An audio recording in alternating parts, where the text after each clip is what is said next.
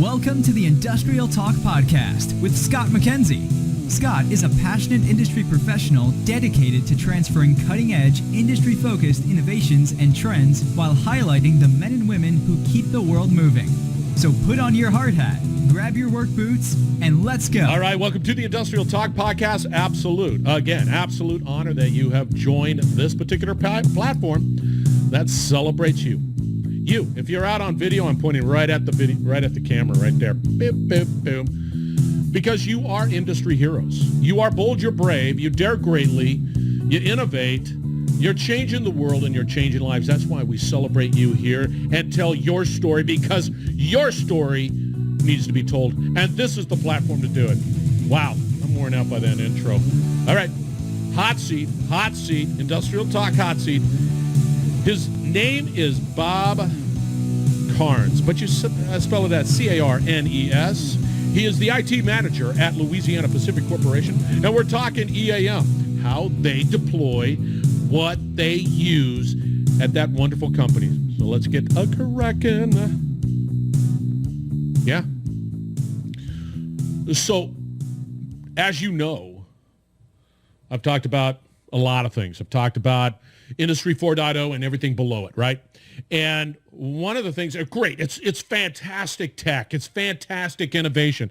It is changing the way we manufacture. It is changing the way we conduct business and how we bring products and services to market. Without a doubt, it is incredible.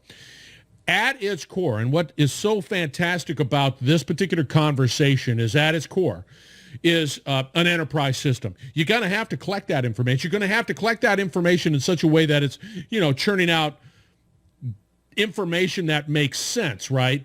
Data for the sake of data is just data. It's just a tsunami of just numbers, right? But if you don't have a machine, if you don't have the ability to be able to say, that's important data, that's, and be able to do that with the sense of accuracy, right? Then it's not anything. So you can deploy these devices, IoT, all of this stuff, edge, everything out there, but you need to put it someplace. And that's where we start talking about InforEAM. Now, InforEAM, as from my perspective, is an Industry 4.0 enabler. You need it. You need an enterprise system that is managing your assets, especially when you have a company like Louisiana Pacific, where they have businesses all over the country, right, that is generating data and is trying to figure out what's the optimal view of my business. That's where InforEAM shines. Bob Carnes, he's been in the thick of it for years and years. He understands the power behind that EAM platform and enterprise platform and how you build it out, design it, and get people to truly buy in and use the platform to their benefit. Because when we get right down to it, the tech is the tech. And there's some great thinking that goes into all of these platforms, especially InforEAM. But it gets down to people. It gets down to the culture. It gets down to these individuals using it and really leveraging the power. And that's what Bob brings to this particular conversation. He's living it. He's in the trenches. He is doing exactly what we need to do from an EAM perspective. And when we start talking about, IoT devices, and when we start talking about data analytics, and you're going to have to put it someplace, and you're going to have to attach it to an asset, right? A pump, a motor, something that is tangible so that you can keep that asset up and running. Bob understands. He understands the enterprise solution. Bottom line, he's mad street cred again. Now, I'm looking at his stat card. You can go out there, and once again, his name is Bob Carnes, but it's spelled C-A-R-N-E-S. Put a little comment in there. If there's other, Bob Carnes, I don't know. But put a comment in there, Louisiana Pacific. You will find that gent. He's got flowing hair, and it looks pretty good. Now, one last little shot. Remember, I'm going to continue to reiterate over and over again. Let's collaborate. Let's innovate. Let's educate with a sense of speed and purpose and doggone it, be tenacious. Don't give up.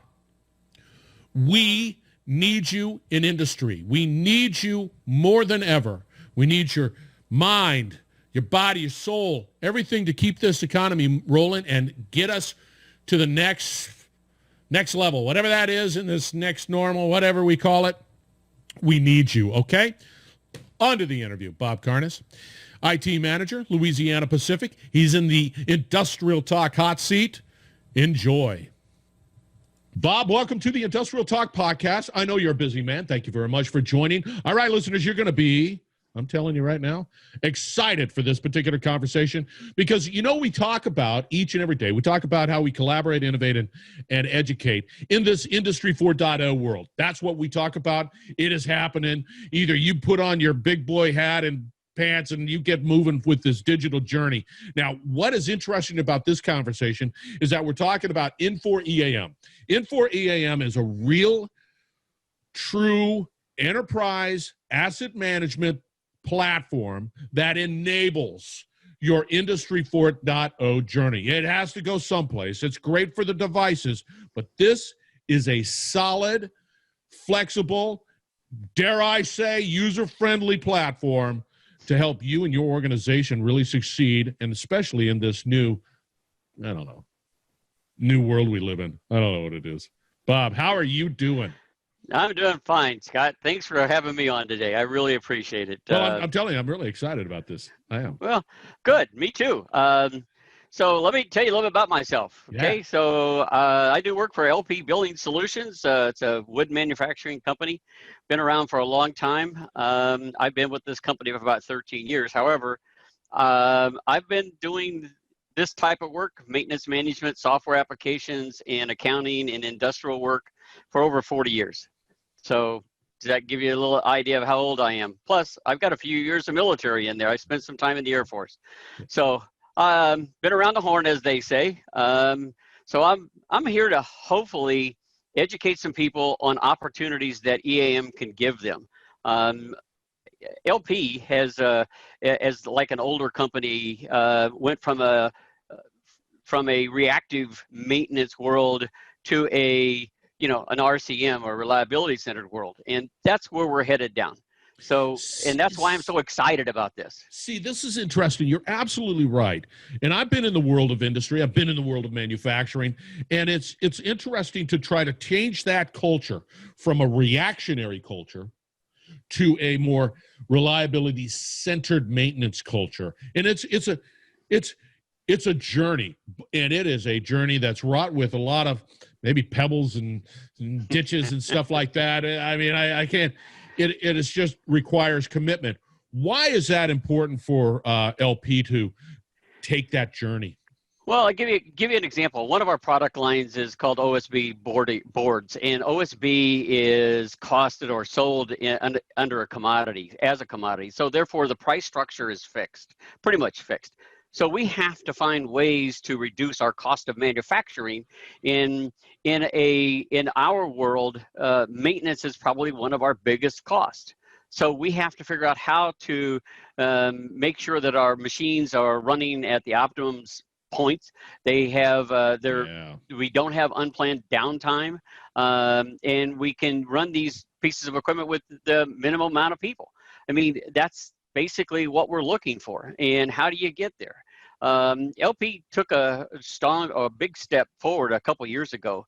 They hired a reliability director, and this reliability director then went out and got hired at every plant a reliability manager at the plants.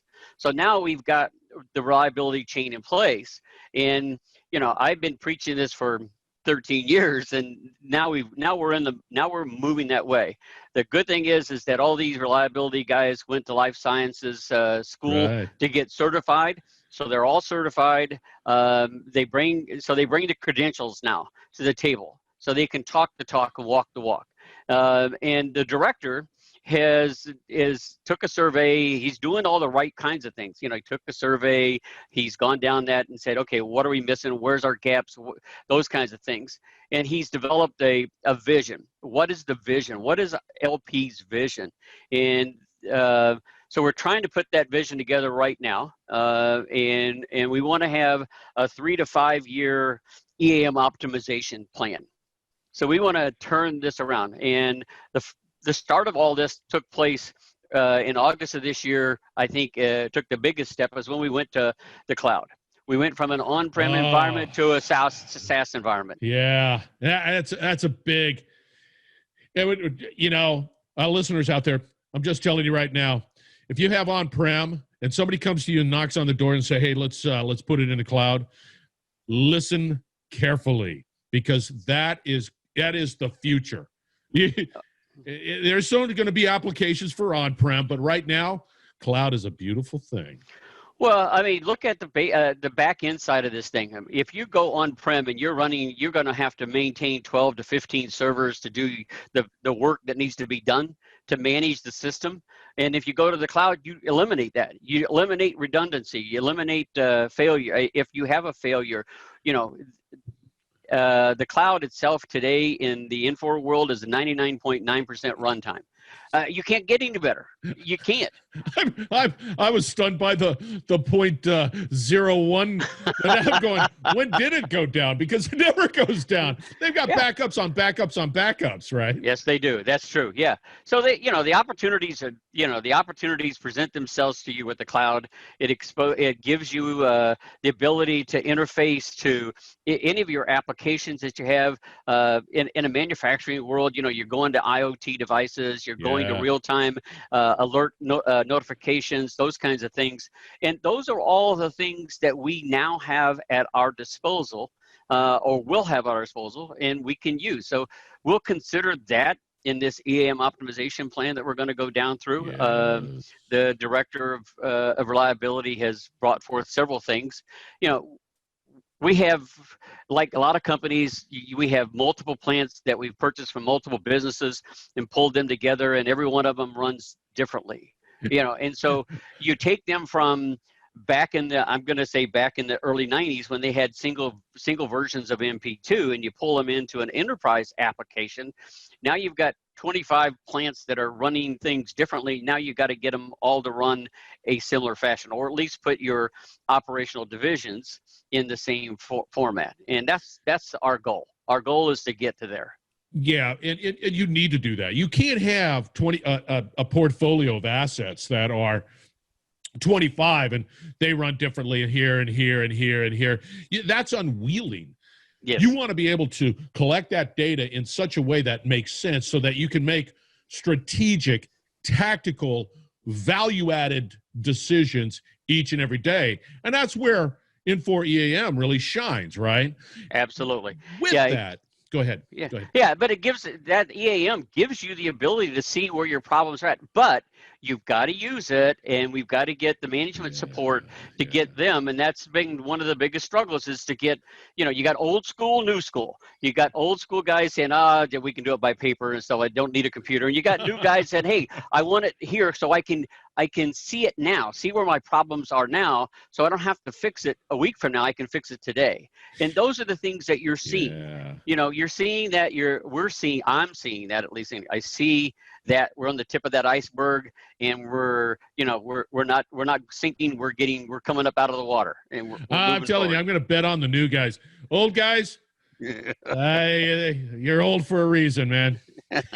Because that is happening. It is happening. Whether you like it or not, whether you want us to maintain that paper lifestyle, it's not going to be a long-term strategy. Might be okay today, but tomorrow, maybe next week, I'm just sort of betting on technology to help out here. Well, and technology, you made a point there. We're looking at mobile to push mobile into our manufacturing maintenance world, to allow these guys to do, to report on this stuff as it's happening. Old school is, you go fix it, work on it, you come back, okay, so what did I do? And at the end of the day, and they forget some of it's nothing against them. It's just the nature of the beast. It is. And so we will, we're looking at implementing probably a mobile platform. Love it. We're going to look at the different options that are available to us. And Infor gives you the flexibility to go Android, iOS, Windows, whatever your company wants to have. So I see us doing a little bit of Android and a little bit of iOS because the iPads and tablet version of stuff that's going to be needed.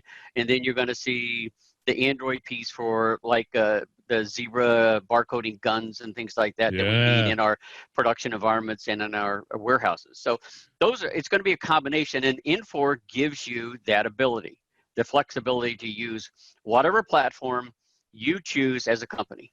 So I'm going to make sure that listeners understand exactly what you're saying. I think it's brilliant. Before these platforms existed, you'd go out, do maintenance, come back, get distracted, maybe update, not update well. You never really had great insights into possibly, maybe some better than others, but really insights into the health of your organization, your assets. Mm-hmm. And then you're always sort of looking behind because something happens and you're just looking behind. But now you get that mobile solution out there, real-time, actionable insights into that particular asset. Now, me, whoever, a big decision maker, I see it. It's real time. Right now, I can make better decisions. Right. And that's the key. I mean, we want to be able to provide our management team with the information so they can make those decisions. Yeah. I mean, we've got equipment that's in millions of dollars, and if you have those pieces of equipment breaking down, if you haven't got your the right information in front of you to make the decisions, you could a single person could cost the company lots of money. So we need to be able to provide them with a tool set, which Infor does, I believe, that let them know the condition, the operational status of that piece of equipment. But again, it's got to be used. We've got to use it, and we've got to get our management team to, back and make sure that their staffs are using the application so they can get the results they're looking for. So there's always this necessity to educate.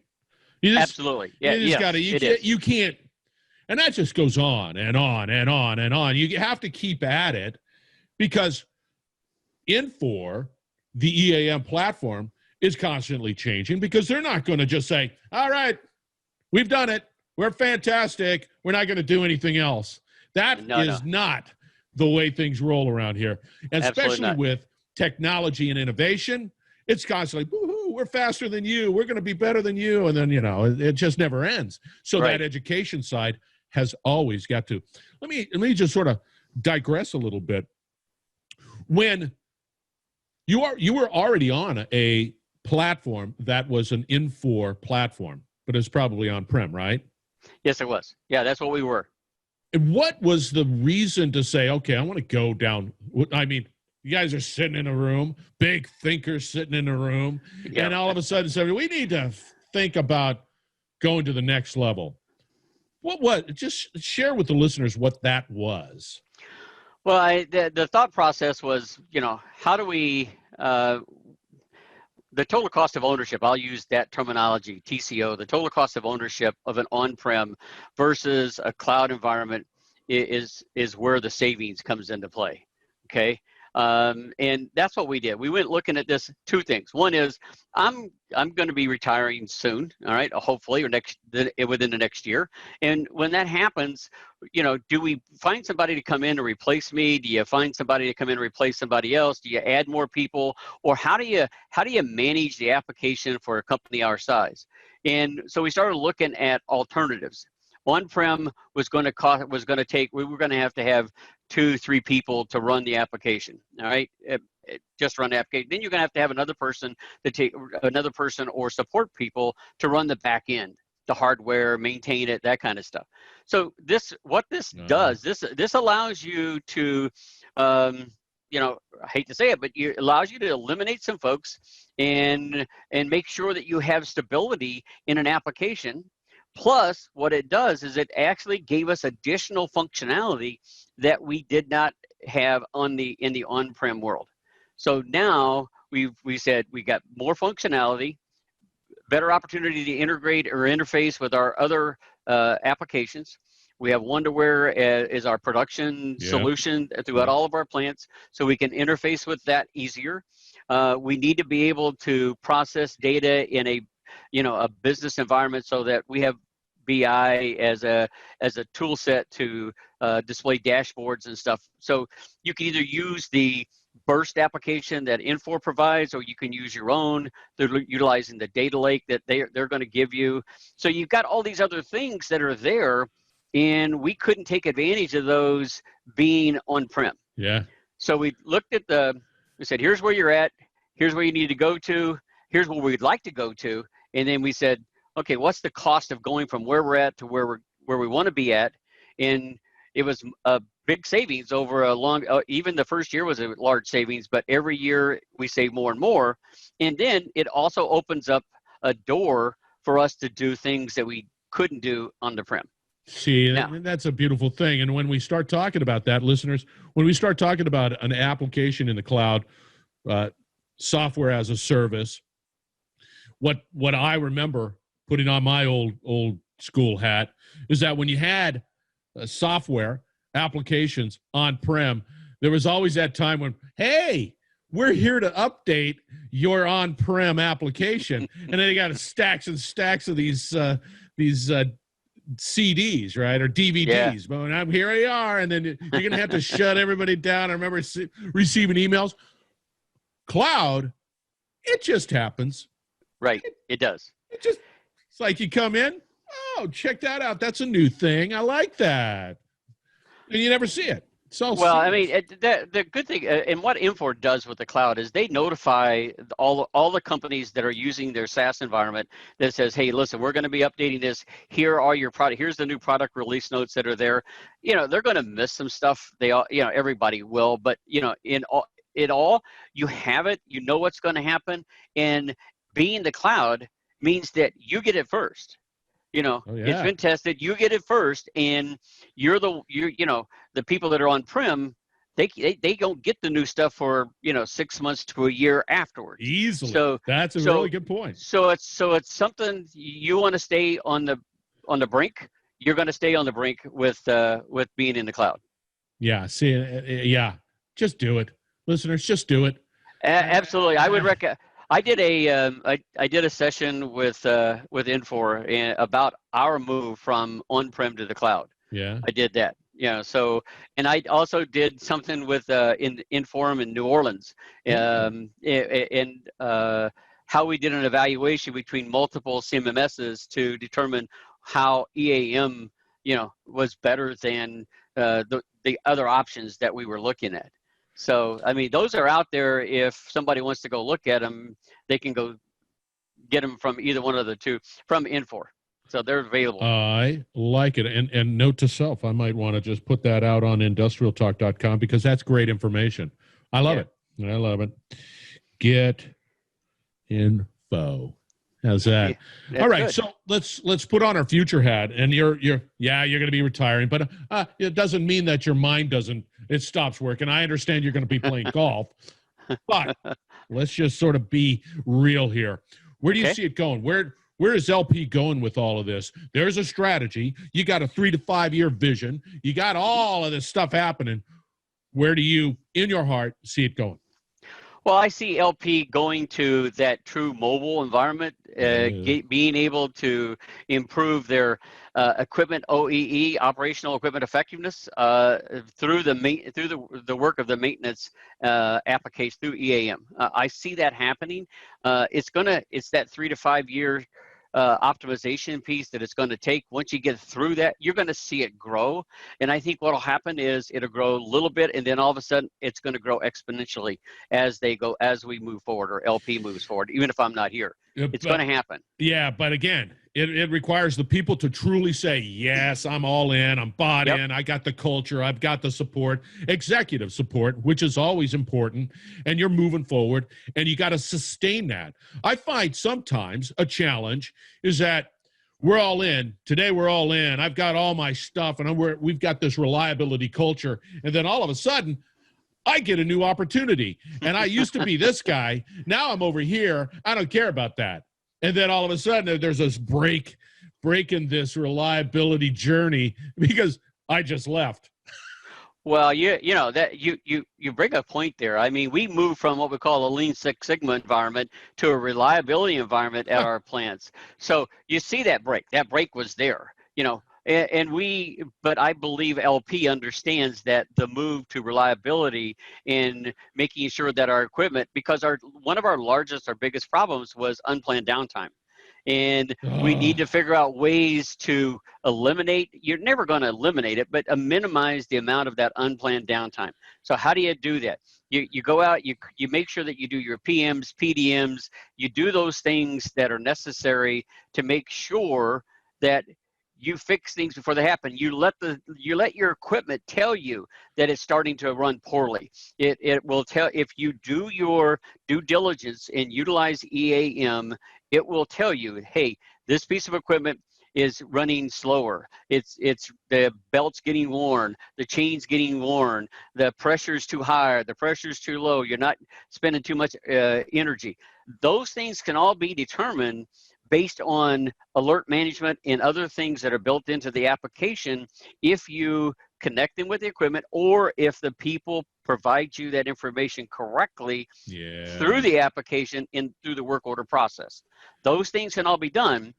I'm going to tell you this. I mean, our reliability here, we've got some credibility now, I believe, because we've got these reliability people at the plant. And I see the concern I have now is, we need to make sure that these reliability folks don't go off on their own little tangents, and that they all work together towards a common goal of improving the manufacturer operations, not only of their plants, but they share that information amongst themselves. And I see that happening. I mean, our director is doing a good job of making sure that when something happens, that information is disseminated across all the plants. Hey, here's what happens, here how we fixed it, these are the issues, look out for it at your location. So we're doing those kinds of things, but we can do some pre-work, PMs, PDMs, we can do some work in EAM, do some training, get people educated. So when we do take this little blip in the road and move from an LSS to a reliability, we still got the mindset that says, hey, here's how we're going to maintain and keep our equipment at its optimization level and improve our unplanned downtime. I'm just telling you, and I would imagine in your portfolio of manufacturing assets, I mean, some of that stuff is pretty harsh. It's moving and shaking and moving. And I mean, you need, and it doesn't surprise me that there's an unplanned component to that, right? Absolutely. Because it's a really challenging environment because you're moving and shaking. You got to keep going. Boom, boom, boom. Yeah. You can't afford downtime. You can't afford it. No, especially in a commodity-based environment. I mean, we have siding, we have our siding market and our OSB market are the two basically operations that we have. That's just over. I mean, there's things underneath each one of those that we have, but the two operational units are called OSB and siding, and so they, those pieces of equipment. Our largest piece of equipment in things probably are presses. I mean, various presses. And when you talk about presses, you're pressing thousands of pounds of pressure to push down flakes of board, flakes of wood, resins, different kinds of resins and waxes and stuff to make that product.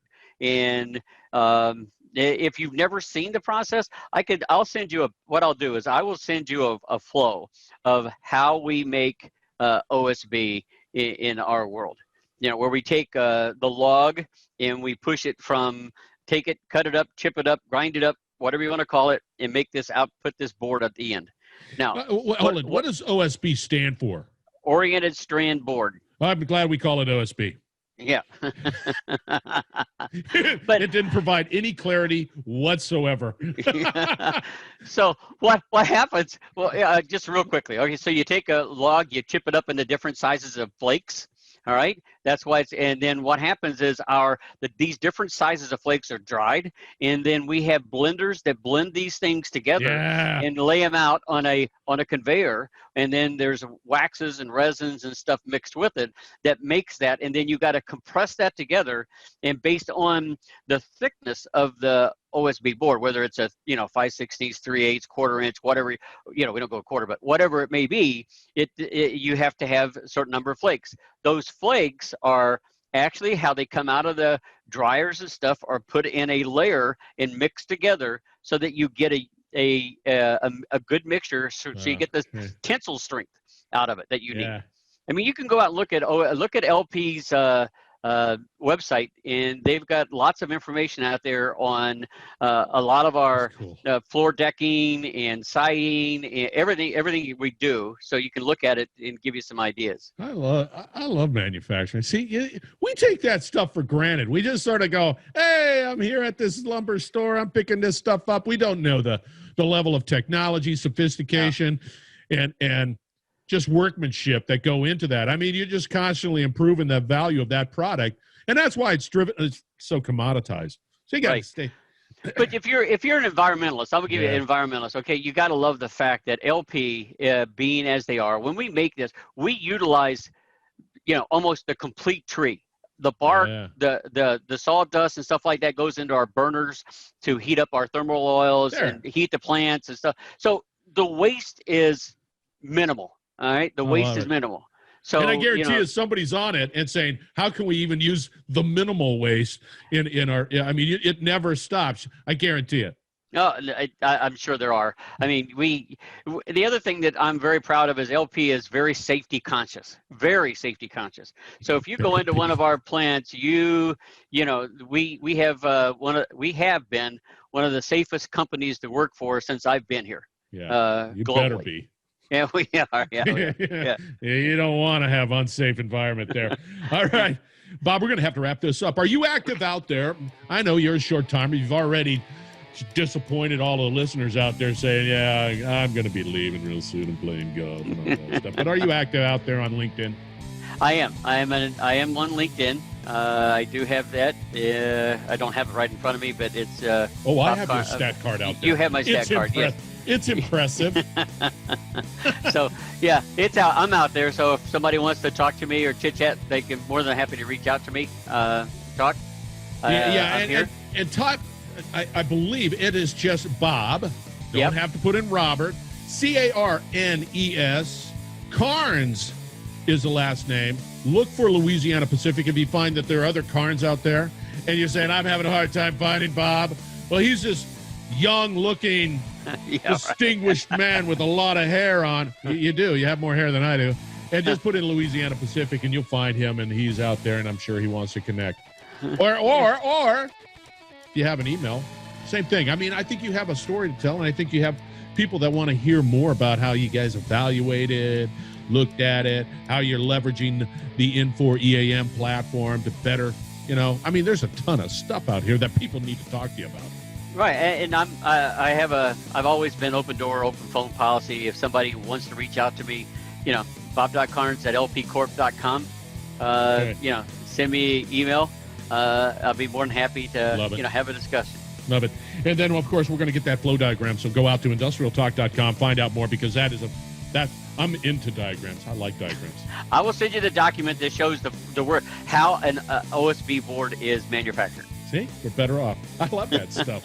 Bob, thank you very much for joining the Industrial Talk podcast. Truly enjoyed the conversation. Well, thank you, Scott. You have a great day. Stay safe.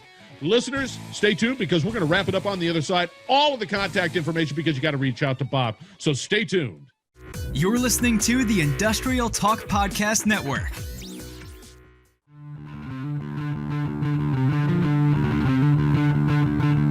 All right, I hope you enjoyed that conversation with Bob. I thank him very much for being on the Industrial Talk podcast. Absolute joy. IT manager, Louisiana Pacific Corporation, using the powerful InforEAM platform to help power that business and manage those assets in a way that, I'm just telling you, it's positioning Louisiana Pacific in such a great way to be prosperous in the future and be able to deliver the products and services that are so needed for this particular economy. Reach out to him. Everything will be out at Industrial Talk, emails, connect, everything, you name it. He also has how to make, OSB board. Yeah, the process. It's pretty cool. IndustrialTalk.com. All right. again, thank you very much for joining. Always enjoy you to be here. I want you to be bold, brave, dare greatly, and I want you to hang out with people who are bold and brave and dare greatly, and your world will change. We are going to be back with another great interview shortly, so stay tuned. Thank you again.